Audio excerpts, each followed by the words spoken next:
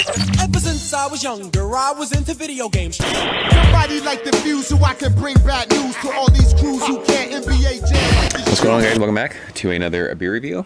Stone Anniversary Double IPA time. Courtesy of the awesome people at Stone. They sent this to review, so I appreciate you guys doing that. They've sent some other beers in the past, and I've had fun reviewing them. Always try and give an honest opinion about beers when people send them to me. I'm honest with you guys, let you know where they came from, so this was sent from them. This is their 22nd anniversary. It's called Anti-Matter Double IPA, and per the label, it's the No Haze Double IPA. Kind of poking fun at everyone who's doing hazy beer these days. They sent some paperwork, like a pamphlet that talked about the beer, and I don't know what I did with it. I can't find it. Tons of hops in this beer, though. There's like Columbus, there's Denali, I think there's an experimental hop, there's Galaxy, Amarillo. I think there might be some Citra in there. Tons and tons of hops. And it's saying on the back of this label, there was a Stone Spotlight competition and the winner was this beer. So they decided to make this the 22nd anniversary IPA. So this one is 9.1% alcohol by volume. It was bottled on July 30th, so we're right at about a month old. I just got this beer last week, so just now being able to get to it. I've had most of the last Stone anniversary beers. We're using our Stone proper glassware because beer always tastes better out of proper glassware. And I enjoyed them. I feel like a lot of people make big deals about their anniversary beers these days. These are just beers that you can walk into a grocery store or a liquor store or a bottle shop and you can get. So I don't think Stone makes a big deal about their anniversary beers. I mean, they put them out every year, but it's kind of like a no hype thing, but it is what it is. So yeah, it is. I mean, there's a chill haze on this. Beers that are 9%, especially West Coast style beers, I drink straight out of the fridge, but I mean, like I said, there's a chill haze, but it's a clear beer. It's a cool little, it's like a amber color. It probably looks darker on camera. It's weird. It's warm, but it's overcast right now and it's breezy. So the lighting out in the backyard probably isn't that great, but it's a hot one today. Finger of like an off-white head, super foamy, sudsy, bubbly. Looks like a West Coast beer in the glass. So let's go ahead and shove our nose in this one, see what she's got. Yeah, I mean, this is a Stone beer. It's super dank, it's resinous. There's a good amount of like citrus character, predominantly like grapefruit peel, orange peel. But there's that, like, last couple weeks ago it's weird to compare this because it's an IPA, but we just did on our podcast, we were drinking Oktoberfest beers, and I was talking about how like bread crust forward those aromas are, or those beers are aromatic wise. That has this. This is just that. I mean, this is classic West Coast beer. There's a little bit of like a floral thing in there, but it's just this clean, crisp, West Coast, dank, resinous. A little bit of tropical fruitiness in there, but it's predominantly citrus, like I said, orange peel, pithy, grapefruit.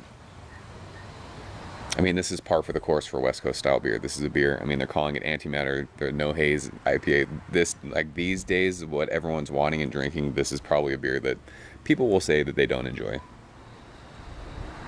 I have an appreciation for West Coast style beer, so this beer smells good to me. 9.1%. This is cold out of the fridge. There's no booze to be found. So let's go ahead and taste it. Cheers, Stone. Thank you. Happy anniversary.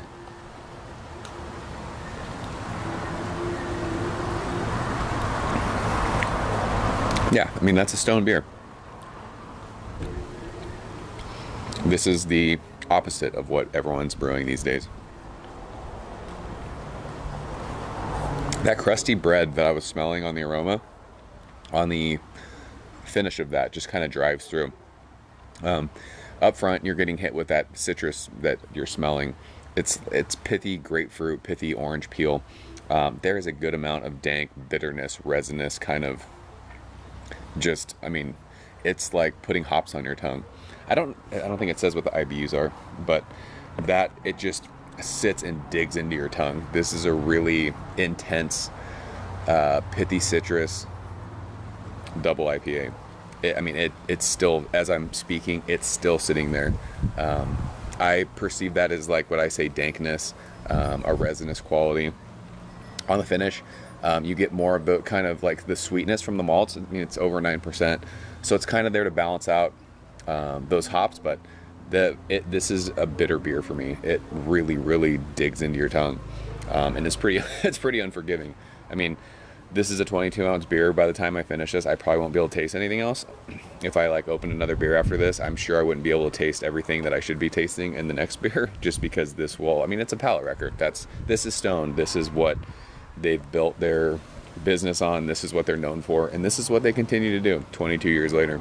Even in the middle, I mean, yes, they're brewing what they're calling hazy IPAs. They're not New England style hazy. They're more like an unfiltered thing. They're doing that every now and again with beers, but I mean, this is what they do. This is what they're known for. And I mean, this is a Stone anniversary beer.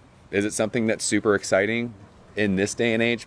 No. I mean, this isn't anything that you haven't had from them before.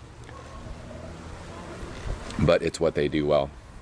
I just kind of wonder what, I say kids, younger kids, 21, 22, 23-year-olds who are into beer right now, who are all about hazy beers, what they would think about this. So it'll be kind of cool to hear people who picked this up and tasted it, what they thought about it. It's just crazy how bitter it is on my tongue. It's still sitting there.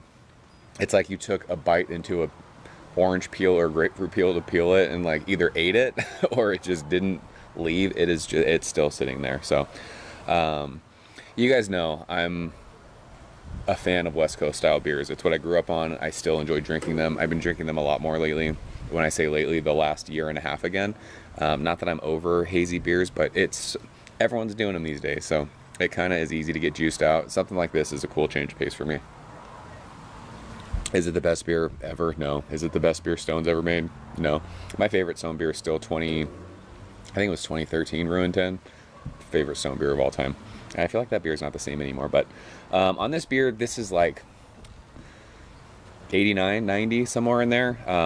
This is something that even if they wouldn't have sent this, I would have picked it up. It's everywhere around me. It's like $6.99 for a 22-ounce beer. You can't really beat the price on that. So yeah, I'm gonna go 89 on this one. It's a good beer. Like I said, in this day and age when everyone makes a big deal out of their anniversary beers, this isn't anything that like sticks out, but this is Stone. It's a well-made beer. It's what they're known for. If you like Stone, you will like this beer. So that is a 22nd anniversary Anni-Matter double IPA. The No Haze double IPA. I appreciate you guys sending this one to review. If you guys have had it, leave a comment below, let me know what you think. As always, thank you so much for watching. I'll see you guys very soon. Cheers. Ever since I was younger, I was into video games. Somebody like the Fuse so I can bring bad news to all these crews who can't NBA jam with the shoe.